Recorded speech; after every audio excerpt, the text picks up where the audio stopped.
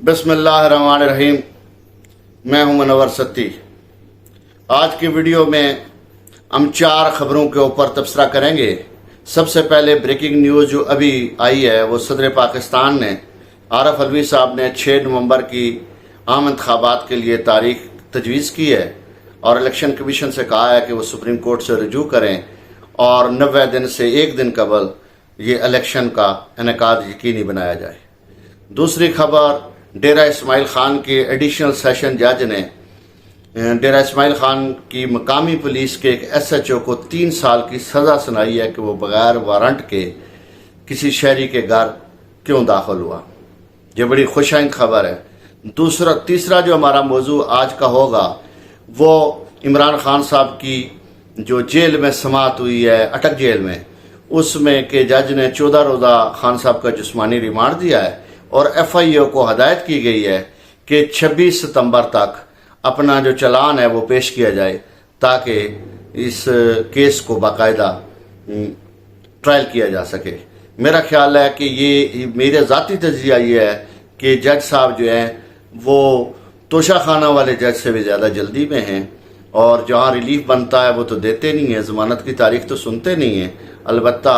अतमी चालान पेश करने की आज उन्होंने हदायत की है, इसके ऊपर फिर हम बात करते हैं। और जो हमारा आज का चौथा मौजू है वो है कि ये निगरान हुकूमत जो है वो मुस्लिम लीग नून की है या निगरान हुकूमत है। इसमें तो निगरान हुकूमत को अगर हम मद्देनज़र रखें तो ये तो इत्तेफाक बाउंड्री की भट्टी से जो सियासतदानों ने, जिन ब्यूरोक्रेट्स ने जन्म लिया था और उनके ऊपर माजी में इल्ज़ामात लगे हैं, वो इनके हिस्सा हैं। वो कौन कौन लोग हैं इन पर फिर बात करेंगे। अभी सबसे पहले हम सदर पाकिस्तान की तरफ आते हैं, अपने पहले मौजू की तरफ, कि अभी सदर पाकिस्तान डॉक्टर आरिफ अलवी साहब ने 6 नवंबर की तारीख तजवीज़ की है इलेक्शन के लिए, आम इंतखाबात के लिए। इससे कबल भी उन्होंने तारीख दी थी पंजाब असम्बली के इलेक्शन के लिए और खैबर पख्तूनख्वा की असम्बली के लिए इलेक्शन के लिए भी, लेकिन वो उस वक्त की PDM की हुकूमत, इलेक्शन कमीशन ने जो है वो उस पर इलेक्शन अमल दरामद नहीं होने दिया, जिसका सुप्रीम कोर्ट ने बाकायदा फैसला कर रखा है कि ये गैर आइनी काम हुआ है। इसके ऊपर कल कोई भी जमहूरी हुकूमत आए जो आइन पर अमल दरामद करवाना चाहे तो बाज़पोश कर सकती है, इन लोगों के गर्द शिकंजा कस सकती है कि आपने आइन की खिलाफ वर्जी क्यों की। और आर्टिकल 6 की सज़ा पाकिस्तान के बच्चे बच्चे को ज़बानी याद है कि वो फिर क्या है। अभी सदर पाकिस्तान ने फिर इलेक्शन कमीशन को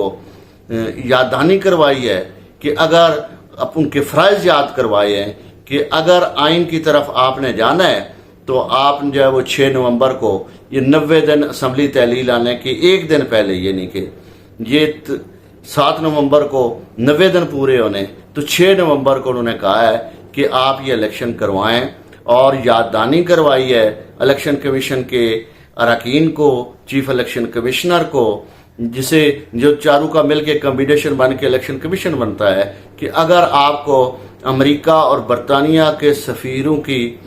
कदम बोसी से फुर्सत मिल जाए तो आप आइन की तरफ वापस आएँ, आइन की छतर छाँव में अपनी पनाह तलाश करें, ताकि काम को भी एक तसल्ली हो कि उनका रियासत, उनका मुल्क जो है वो कानून के मुताबिक चलाया जा रहा है, ना कि किसी की ख्वाहिश के मुताबिक। सदर पाकिस्तान की हैसियत मेरे नाजरीन ये है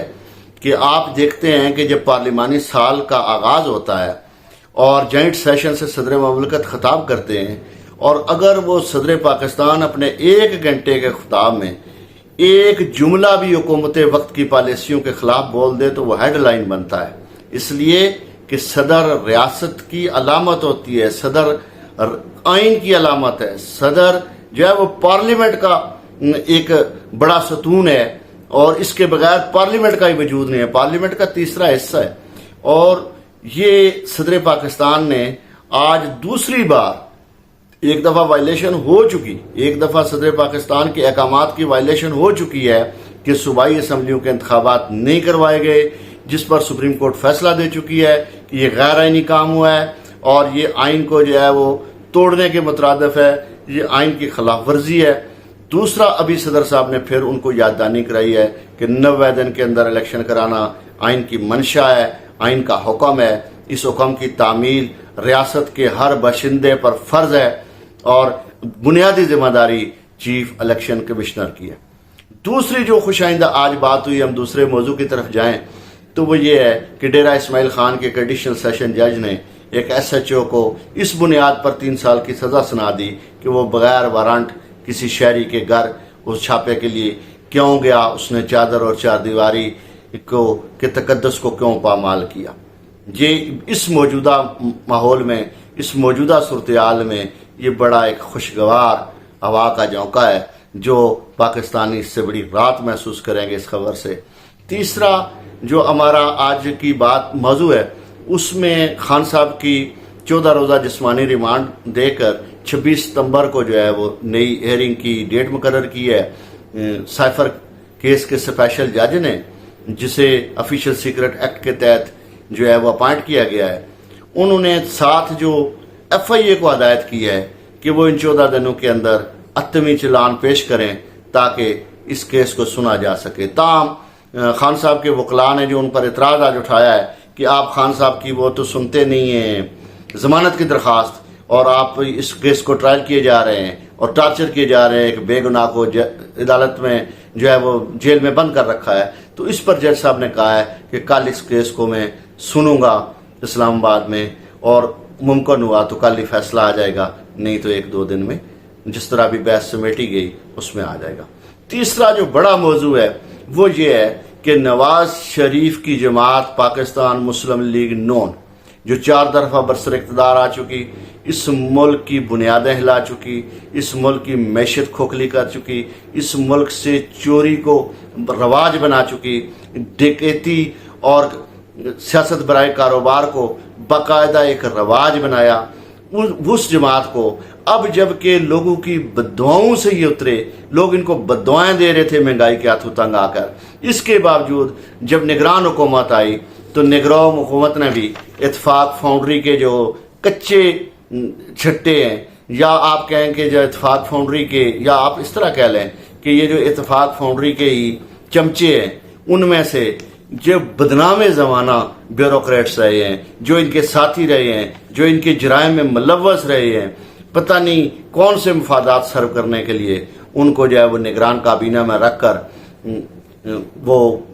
کیا مقاصد حاصل کرنا چاہتی ہے نون لیگ، اور آفری ہیں ان لوگوں کو بھی جنہوں نے کام کو یہ غیر جانبدار تحفے دیے۔ ذرا نام تو سنیے، آپ بھی حیران ہوں گے۔